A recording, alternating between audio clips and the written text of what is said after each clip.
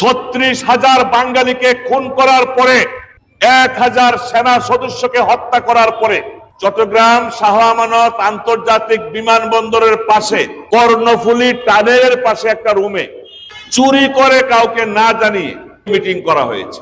ভিতরে ভিতরে ষড়যন্ত্রের মাধ্যমে শেখ হাসিনার করে দেওয়া পার্বত্য চুক্তি বাস্তবায়নের জন্য ডক্টর ইউনূস গত 1.5 বছর নিরলসভাবে কাজ করে যাচ্ছে। এখনো শেখ হাসিনার করে দেওয়া আঞ্চলিক পরিষদ 36,000 বাঙালিকে খুন করার পরে 1,000 সেনা সদস্যকে হত্যা করার পরে এই পার্বত্য চট্টগ্রামে শেখ হাসিনা খুনি সন্তুল আরমার গাড়িতে জাতীয় পতাকা তুলে তাকে আঞ্চলিক পরিষদের চেয়ারম্যান করেছিল।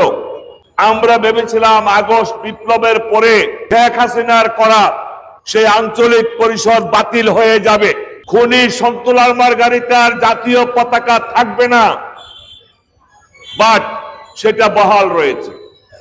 সন্তুল আরমা খুনি শেখ হাসিনার দেওয়া জাতীয় পতাকা নিয়ে এখনো রাষ্ট্রীয় কার্যক্রম পরিচালনা করছে।